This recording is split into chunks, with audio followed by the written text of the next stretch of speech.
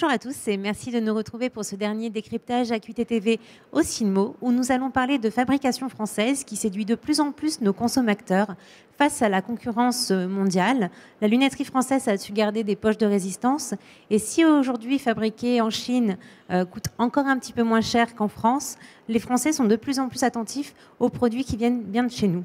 Pour en parler sur ce plateau, j'accueille Dominique Arouet. Bonjour, vous êtes directeur général chez l'Ami Group. Oui, bonjour. Également avec nous Jean-Charles Delamps, président de Moderne Optique. Bonjour. Oui, bonjour. Laurent Luteau, qui a réalisé le documentaire Les lunettes font de la résistance.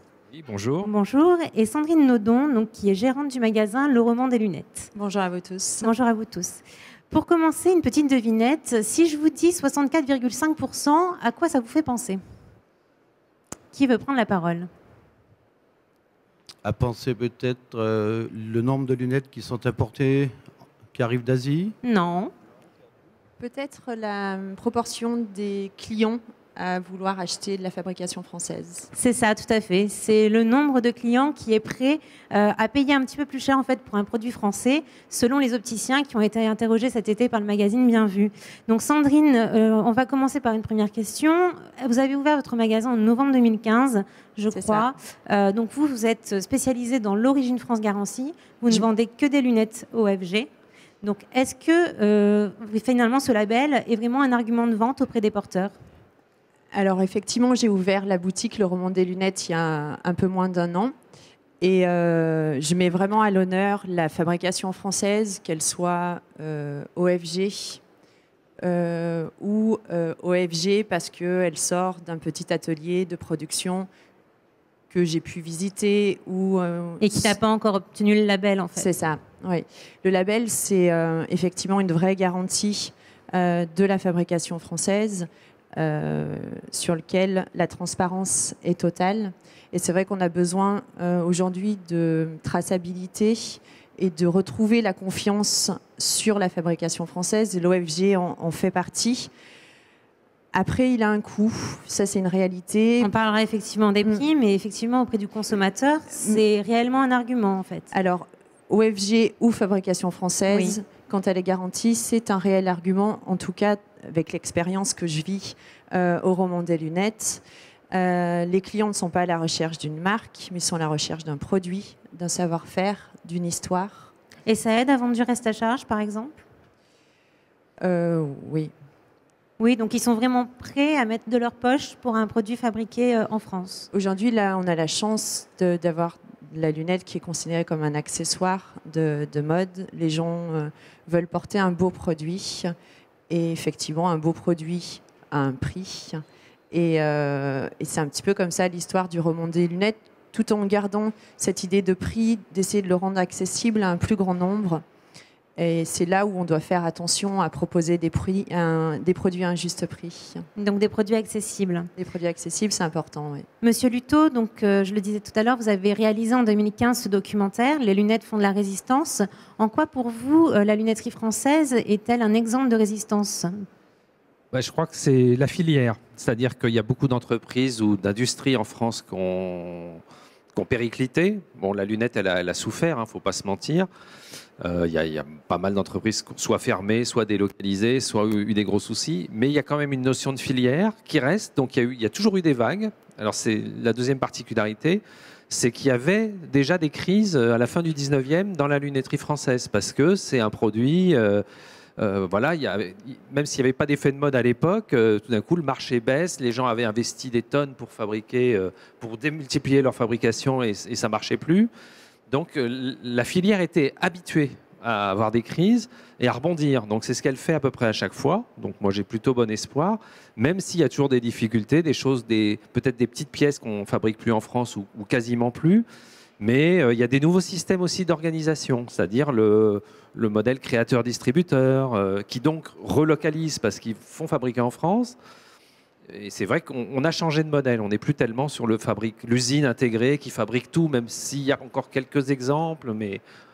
Et finalement, qu'est-ce qui vous a le plus marqué dans toutes ces étapes de... Je crois que c'est le dynamisme. En fait, ça fait une dizaine d'années, moi, que je fais évidemment pas que des films sur la lunette, mais j'en avais fait un il y a 10 ans déjà, où à l'époque, par exemple, il y avait Oxybi était tout petit. Voilà, donc, donc j'ai vu les gens évoluer. Et puis, ce qui frappe, c'est ça. À chaque fois, c'est des nouveaux acteurs. Alors, c'est vrai qu'il y a des usines qui ont fermé. À chaque fois, on est triste, mais on voit des nouveaux gens qui arrivent avec des nouvelles idées. Qui disent, ah bah, tiens, lui, il fait ce style de lunettes, il commence à les vendre. Il est fabriqué chez un tel, il fait dessiner parce qu'il n'a pas encore son bureau d'études chez un tel. Et tout ça, c'est des gens qui travaillent en France.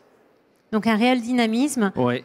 Et je crois que vous me disiez que ce qui avait également marqué vos équipes, c'est ce temps finalement qu'on passe à la fabrication d'une monture. Oui, alors ça, c'est vrai que ça m'a frappé déjà depuis longtemps, mais c'est difficile à faire comprendre aux gens, ça. C'est-à-dire que c'est temps de passe. Alors, on a des chiffres, évidemment, dans la profession sur le nombre de passes, mais les gens ne comprennent pas. Ils voient cet objet, ils se disent, bah ouais, bah, c'est un bout de plastique avec des verres dedans. Bah non, voilà, faut que ça résiste à la chaleur, à la manipulation. Et là, il y a une pédagogie énorme à faire, quoi. C'est ce qu'on voyait tout à l'heure sur les images, effectivement, extraites de votre documentaire. D'ailleurs, messieurs les fabricants, est-ce que vous pouvez un petit peu nous rappeler le nombre d'étapes qu'il faut pour la fabrication d'une lunette, qu'elle soit en acétate, en métal? Je crois que pour l'une ou pour l'autre, c'est différent, hein, d'ailleurs. Oui, alors à peu près une quarantaine de passes différentes avant que la lunette arrive dans les magasins. Entre la fabrication de la face, des branches, montage de charnières, je ne veux pas faire mais à peu près une quarantaine, que ce soit en acétate ou en métal, c'est à peu près le... Donc une quarantaine. Il y a 40 passes différentes qui passent dans les mains jusqu'à la finition, le rhabillage, le montage de verre. Donc un peu plus pour les montures en métal. À peu près pareil, je pense. Je suis plus acétate que métal, moi, donc peut-être que... Dominique, c'est à peu près pareil. Ouais. je vous laisse prendre le micro. Oui, donc nous, on n'est pas OFG, on est Made in France. Alors, pour moi, enfin pour l'entreprise, que ce soit OFG ou Made in France, ça a un avantage principal, c'est de maintenir de l'emploi et de développer de l'emploi. Nous, chez Lamy, en 2013, on produisait 350 000 pièces Made in France. Aujourd'hui, cette année, on va en produire 600 000. Sur les 18 derniers mois, on a recruté 13 personnes en CDI. On emploie des gens en CDD sur des périodes de pointe. Notre prévision, notre plan de production 2017 prévoit 700 000 montures. Donc on va à nouveau embaucher, ce qui est plutôt intéressant et notamment... Ce qui est positif, tout à fait. Tout à fait positif, notamment quand on voit ce qui se passe dans le bassin maurésien actuellement. Donc nous, voilà, on est... Mais pourquoi vous avez fait finalement ce choix du Made in France? Alors le choix du Made in France, il a été assez simple. En fait, nous, on travaille uniquement sous licence. Donc on n'est pas comme Jean-Charles, où lui produit ses marques du private label. Nous, on travaille avec des marques prestigieuses comme Balmain, comme Kenzo, comme Sonia Rykiel. Et contractuellement, on a des obligations de travailler souvent en Made in France. Donc là, on voit une vidéo de... Voilà, des conceptions de lunettes défilées, Kenzo en l'occurrence. D'accord. On a un autre élément qui nous a fait pencher pour le Made in France, c'est qu'en fait, on fait une grosse partie de notre activité, notre chiffre d'affaires à l'international, environ 70%. Et le Made in France est un vrai gage de qualité pour les étrangers, notamment les Asiatiques, et aussi les pays du Moyen-Orient. Donc une vraie valeur ajoutée à l'export. C'est une vraie valeur ajoutée, alors que le label Origine France Garantie, parle plutôt aux Français, même si je pense que le consommateur est un peu... Il reste encore à se faire connaître, un peu perdu entre l'OFG et le Made in France, c'est pas vraiment très clair. Même nos amis opticiens souvent font la confusion entre les deux. Il y a eu un autre élément qui a été prépondérant, c'est que sur les appels d'offres des réseaux, donc pour les gens qui adhèrent au réseau, il y avait des obligations au début de détenir un certain pourcentage de son exposition en produits OFG. Nous, Lamy, on était donc exclus, mais on a été visiter ces gens-là et leur expliquer que derrière, ne pas promouvoir en même temps le Made in France, c'était mettre en danger une partie de la filière. Ce qu'ils ont très bien compris, et du coup maintenant quand il y a des appels d'offres, il y a OFG et Made in France. Donc nous, pour nous l'OFG est très bien, mais ce n'est pas l'option qu'on a prise. Et il y a aussi des raisons économiques, c'est que c'est un label qui est payant et qui ne certifie pas une entreprise, mais qui certifie des collections. Et aujourd'hui, chez l'AMI, on a 8 collections, donc ça nécessiterait des audits fréquents et donc un coût pour l'entreprise. Et ça aurait donc une influence sur nos tarifs. Jean-Charles Delambre, vous justement, chez Moderne Optique, vous avez fait le choix de l'origine France Garantie. Oui, alors nous, j'ai créé mon entreprise en 1978, donc c'est pas d'aujourd'hui. On s'est battu pendant des années et aujourd'hui, je suis excessivement satisfait puisque l'origine France Garantie, on a été labellisé en 2014 et beaucoup de clients sont venus chez nous pour faire leurs lunettes origine France Garantie. Donc moi, je fais pas du tout aujourd'hui de Made in France. On a des demandes de Made in France, on est comme les autres, ça va nécessiter de l'embauche, donc on va prendre le Made in France, mais moi je suis plus Origine France Garantie, donc je défends tout mon savoir-faire et surtout j'ai pu conserver une filière tout autour de ma société. Et l'Origine France Garantie... Et qu'est-ce qui vous permet justement de résister aujourd'hui ? Ce qui me permet de résister, c'est que j'ai de nouveaux marchés qui sont arrivés. Je ne disais pas, c'est pas inespéré, mais c'est, vous savez, dans la vie, il y a une vie, une partie de chance. C'est la société comme ça qui veut ça. J'ai un ami qui m'a amené un marché énorme. J'ai dit oui tout de suite parce que j'ai senti que c'était pour mon entreprise un projet industriel. Ça m'a permis de conserver 40 emplois et je viens d'embaucher 10 personnes et je viens d'investir dans du nouveau matériel. Et du coup, quelles sont vos capacités de production ? Aujourd'hui, avec ma nouvelle équipe, on va faire fabriquer un peu plus de 100 000 montures par an. D'origine France Garantie. Hein. Donc, je travaille aussi avec... je peux travailler avec madame hein, qui veut faire des lunettes dans des entreprises. On est très souple. On a des clients qui viennent chez nous avec 25 magasins pour faire leur propre collection. Donc, on développe avec eux. C'est très passionnant parce que chaque client, on développe une collection différente. Donc, moi qui suis un passionné de lunettes en acétate, hein, parce qu'en métal, je ne fais pas de métal, mais en acétate, je suis passionné depuis 40 ans de la lunette et je suis vraiment aujourd'hui fier de revendiquer cette origine France Garantie et ça nous a permis, comme je l'ai dit tout à l'heure, de maintenir et d'embaucher du personnel. Donc des retombées économiques qui sont très intéressantes pour l'emploi français. Dominique Aouad, vous disiez tout à l'heure que vous avez multiplié quasiment par 5 votre production dans les 3, 4, 5 dernières années. Est-ce que vous avez calculé un peu l'investissement qu'il vous a fallu ? C'est surtout un investissement humain parce qu'en fait, pour reprendre un peu le Made in France, donc la définition du Made in France, elle est assez simple et elle est issue du Code communautaire des douanes. C'est de réaliser au moins 45% de valeur ajoutée sur le produit. Et ça, nous, on le réalise comment ? C'est-à-dire toute la partie amont. Nous, avec les licences, on va avoir la licence, on prend un brief. À partir de là, on dessine des lunettes. Donc, il y a toute la partie design. Ensuite, on maquette. Il faut savoir qu'à Moret, on a encore 3 maquettistes. On vient de signer un contrat avec le lycée Vecteur Bérard pour avoir un jeune en alternance en maquettiste, comme disait madame, pour justement conserver ce savoir-faire. Aujourd'hui, il faut savoir que toutes les lunettes défilées, que ce soit Kenzo, que ce soit Riquel, que ce soit Balmain, elles sont faites par contre 100% à Moret.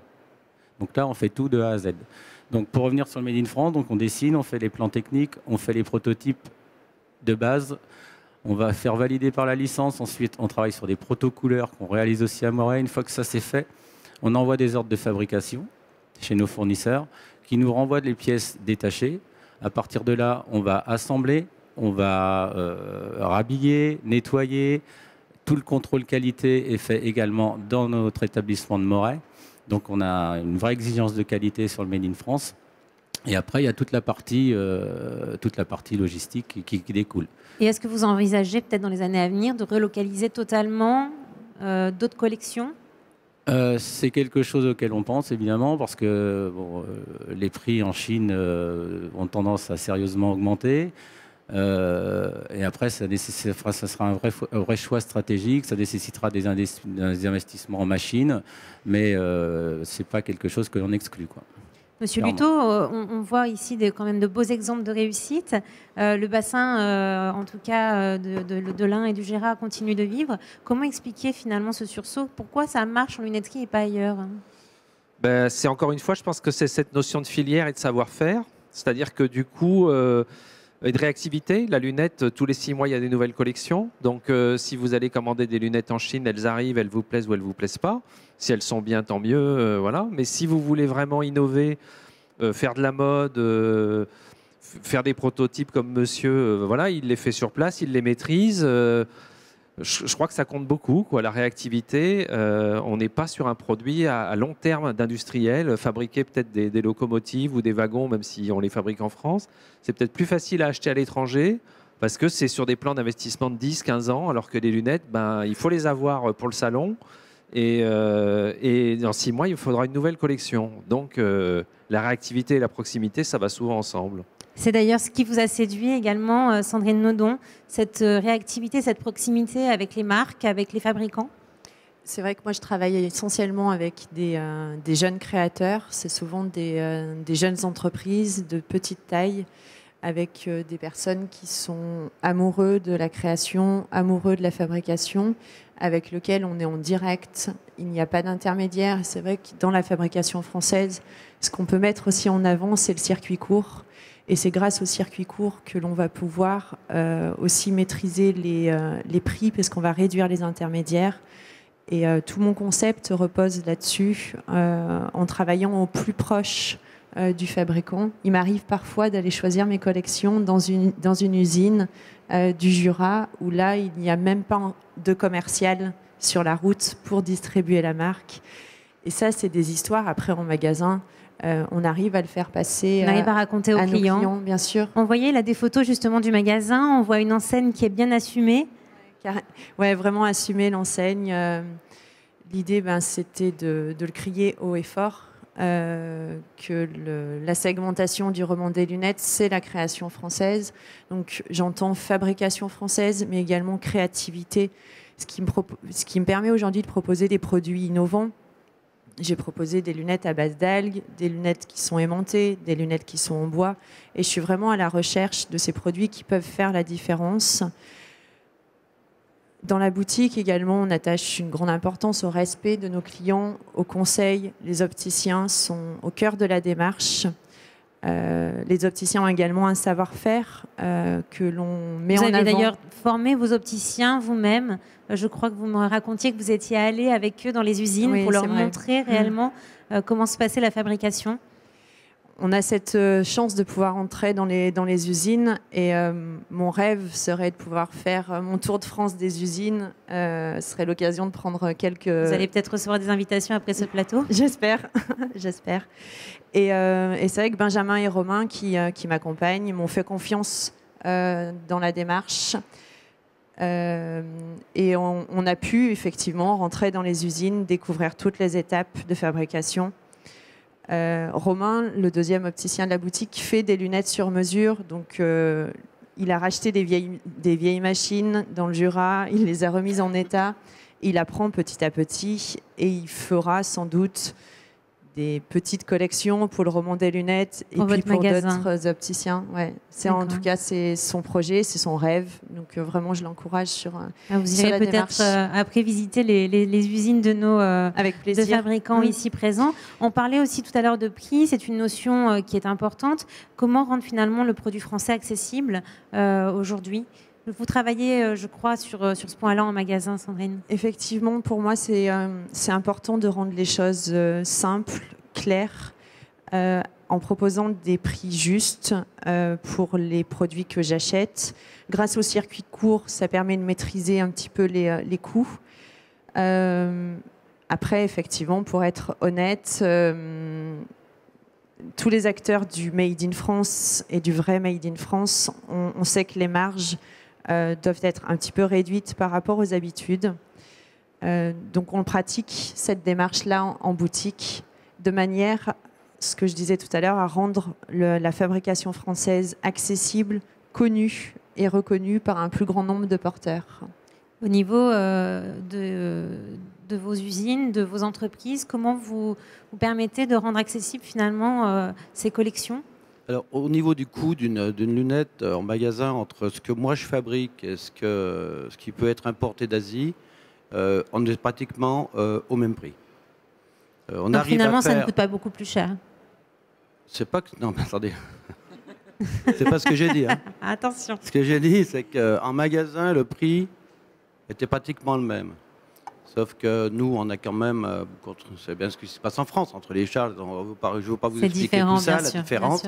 Mais en origine France Garantie, en travaillant en France, on arrive encore à fabriquer des lunettes.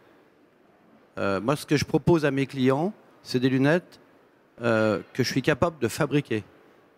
Des lunettes que je ne suis pas capable de fabriquer avec des pièces métal, des choses très compliquées. Ce n'est même pas la peine que je leur propose. Ce serait excessivement plus cher que des lunettes qui arrivent d'Asie. Donc chacun son métier. Oui, Sandrine? Après, simplement par rapport au prix, ce que je peux dire, c'est que moi, je suis tout à fait prête à payer mes montures très chères parce qu'elles sont bien fabriquées, parce qu'elles sont bien dessinées. Et ça ne me pose pas de souci d'investir et de dépenser plus pour avoir un produit qui correspond à la charte de la boutique. Donc le prix, oui, mais n'oublions pas que la qualité, la création, l'innovation a un prix. Nos clients le savent également. Je voudrais rebondir sur ce que vous dites, c'est que moi, personnellement, des comportements comme le vôtre, des magasins comme le vôtre, je voudrais bien travailler avec beaucoup de magasins comme ça là. Mais malheureusement... J'espère en ouvrir d'autres. Oui, mais j'espère que d'autres auront aussi la même initiative que vous, avec d'autres collections. Et on espère que ce plateau donnera envie peut-être à d'autres opticiens de s'y mettre, de développer ce segment.